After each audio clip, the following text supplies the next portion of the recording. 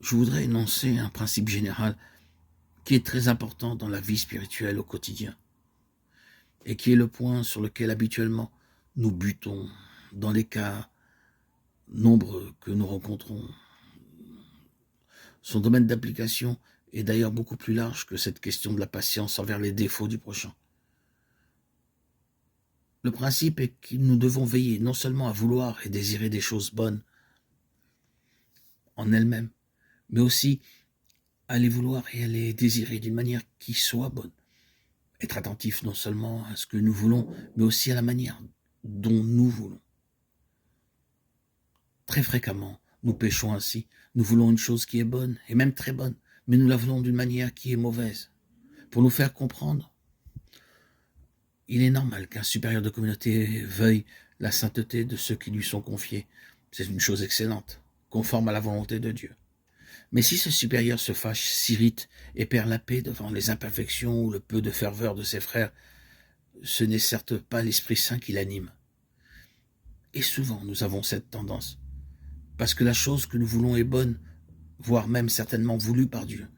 Nous nous croyons justifiés de la vouloir avec d'autant plus d'impatience, de mécontentement, si elle ne se réalise pas.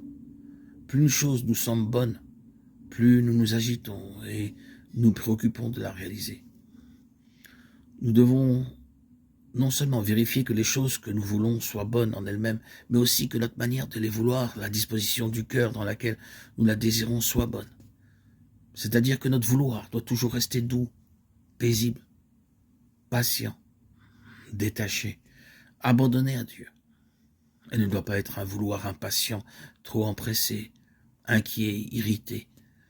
Dans la vie spirituelle, c'est souvent là que notre attitude est défectueuse. Nous ne sommes plus certes de ceux qui voulaient des choses mauvaises, contraires à Dieu. Nous voulons désormais des choses qui sont bonnes et en conformité avec la volonté de Dieu. Mais nous les voulons d'une manière qui n'est pas encore la manière de Dieu, c'est-à-dire celle de l'Esprit Saint. Esprit qui est doux, paisible, patient. Mais à la manière humaine, tendue et empressée, découragée, si elle n'arrive pas tout de suite à ce vers quoi elle tend. Tous les saints insistent pour nous dire que nous devons modérer nos désirs, même les meilleurs. Car si nous désirons à la manière humaine que nous avons décrite, cela trouble l'âme, l'inquiète, lui enlève sa paix, et donc gêne les opérations de Dieu en elle et dans le prochain. Cela s'applique à tout, même à notre propre sanctification. Combien de fois nous perdons la paix parce que nous trouvons que notre sanctification ne progresse pas assez vite, que nous avons encore trop de défauts. Mais cela ne fait que retarder les choses. Saint François de Sales va jusqu'à dire que rien ne retarde tant le progrès dans une vertu que de vouloir l'acquérir avec trop d'empressement. Retenons cela en ce qui concerne tous nos désirs, nos vouloirs. Le signe que nous sommes dans la vérité, que nous désirons selon le Saint-Esprit, n'est pas seulement que la chose désirée soit bonne. Il est aussi que nous soyons dans la paix. Un désir qui fait perdre la paix, même si la chose désirée est excellente en soi, n'est pas de Dieu. Il faut vouloir et désirer, mais de manière libre et détachée, en abandonnant à Dieu la réalisation de ses désirs, comme il le voudra et quand il le voudra.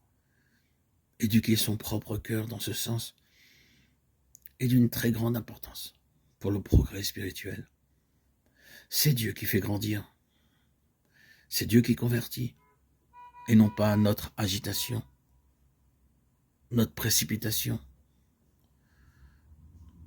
notre inquiétude.